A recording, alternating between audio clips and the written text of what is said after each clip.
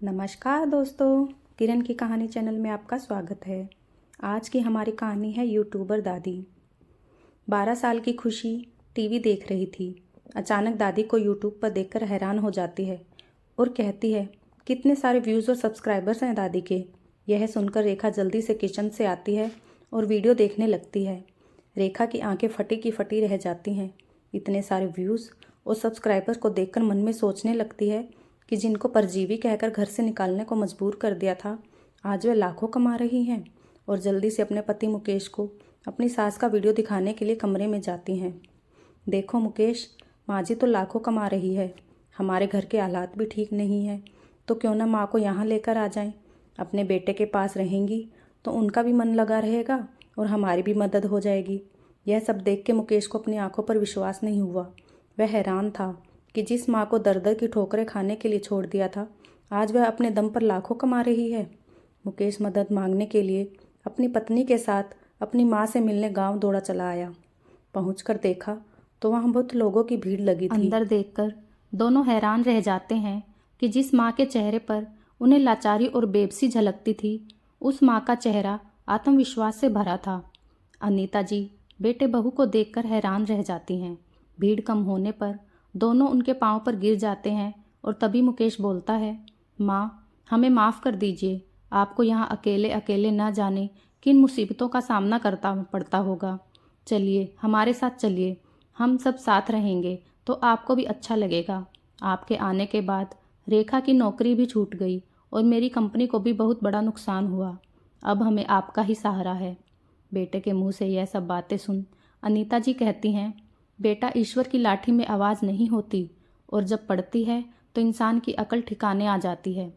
बेटा माँ तो अपने बच्चों को 9 महीने अपनी कोख में रखती है, अपनी छाती का दूध पिलाकर उसे सीने से लगाकर पालती है, लेकिन कभी अपने बच्चे को परजीवी नहीं कहती।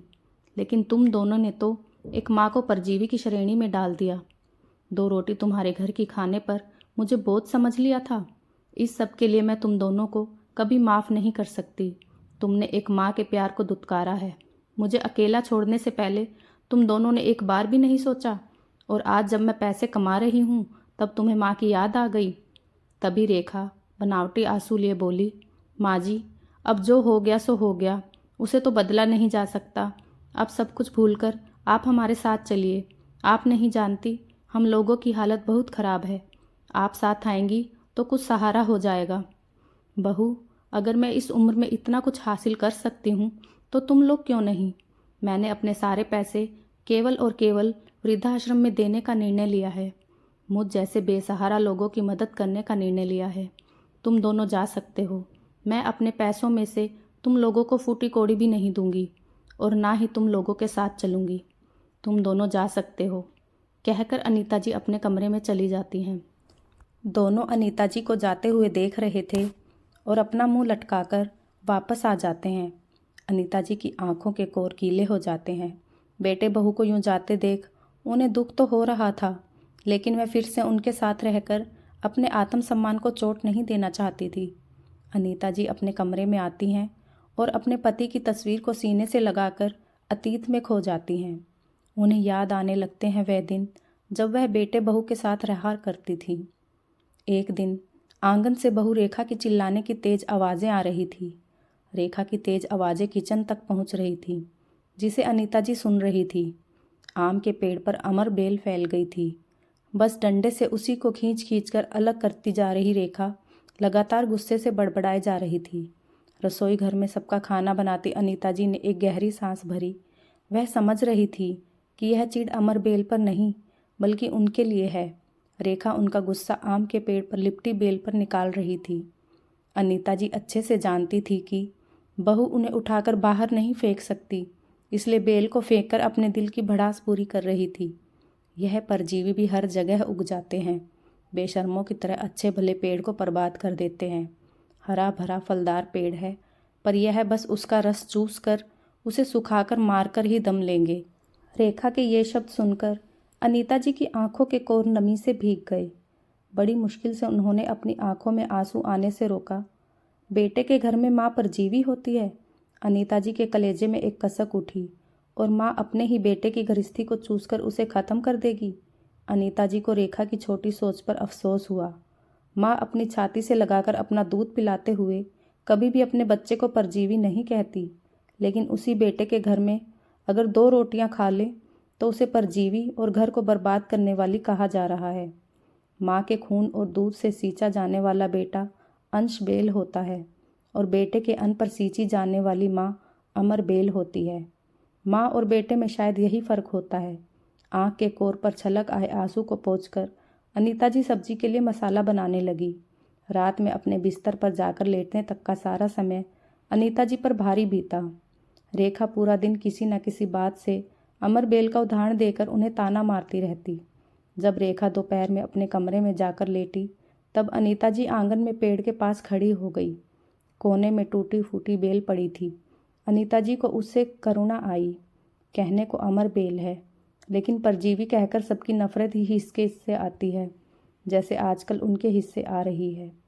हफ्ते के 6 दिन तो ठीक ठाक से निकल जाते थे, क्योंकि रेखा ऑफिस चली जाती थी। सुबह जाने की तैयारी में होती और आने पर थकी होती है तो कमरे में चली जाती है, इसलिए अनीता जी से सामना कम ही होता है। लेकिन छुट्टी वाले दिन उनको बहुत भारी लगते हैं। रेखा, बच्चे, उनका बेटा मुकेश सब घर पर रहते हैं। अनीता जी को रेखा के बोलने से उतना दुख नहीं होता जितना मुकेश के चुप रहने से होता है। पराये का ताना उतना नहीं चुभता जितना पेट जाए का मौन। मुकेश की भी मानो इसमें पूरी स्वीकृति है और छुट्टी वाले दिन अनीता जी को लगता है कि वह बेटे बहू के वांछित बगीचे में अमर बेल की तरह है। 2 वर्ष पहले मुकेश के पिता की मृत्यु के बाद अनीता जी कानपुर के अपने पति घर में अकेले रह रही थी। इकलौता बेटा बहू भोपाल में रहते थे। कानपुर में घर में काम वाली लगी हुई थी। आस पड़ोस भी बहुत अच्छा था। सब लोग एक परिवार के सदस्य की तरह रहते थे। अनीता जी को पति की यादों के साथ वहाँ रहने में कोई परेशानी नहीं थी। सबके साथ हंसते बोलते, एक दूसरे के सुख दुख बांटते दिन कब निकल जाता था पता ही नहीं चलता था।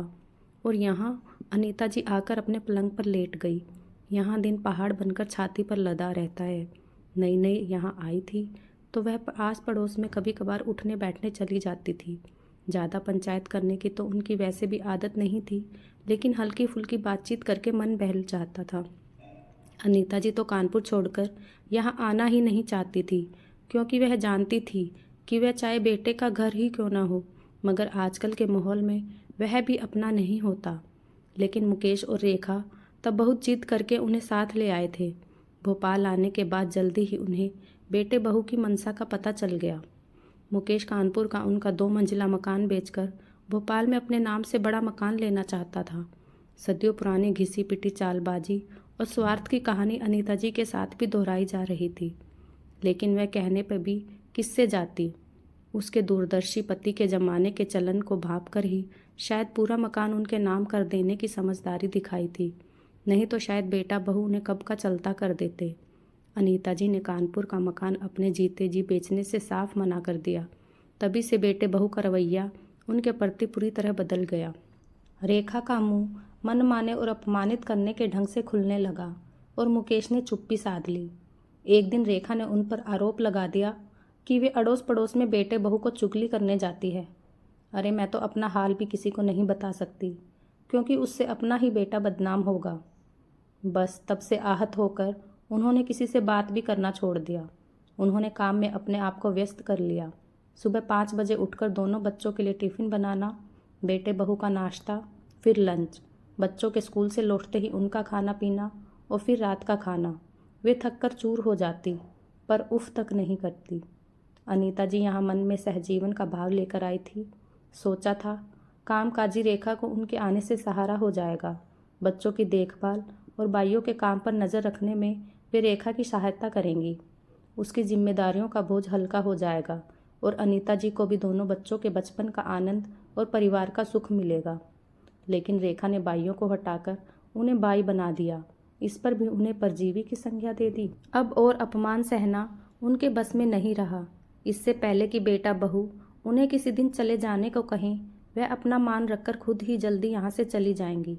सुबह ही उन्होंने दोनों को अपने निर्णय से अवगत करा दिया, जिसे उन्होंने सहर्ष स्वीकार कर लिया। मानो उन्हें मुंह मांगी मुराद मिल गई हो। तीसरे ही दिन मुकेश उन्हें ट्रेन में बिठा आया। उससे इतना भी नहीं बना कि उन्हें घर तक पहुंचा देता, ना यह पूछा कि अकेली कैसे रहेंगी।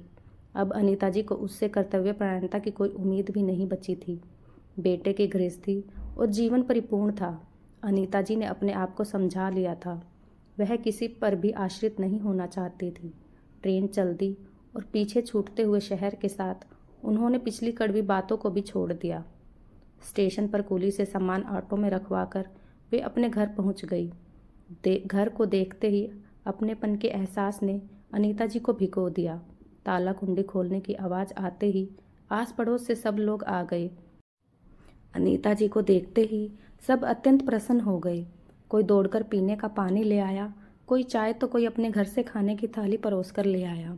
ऊपर वाले हिस्से में अनीता जी ने किराएदार रख लिए थे। जब वह भोपाल गई थी तब उनका बेटा मनु 6 माह का था। अब वह 2.5 साल का हो गया है।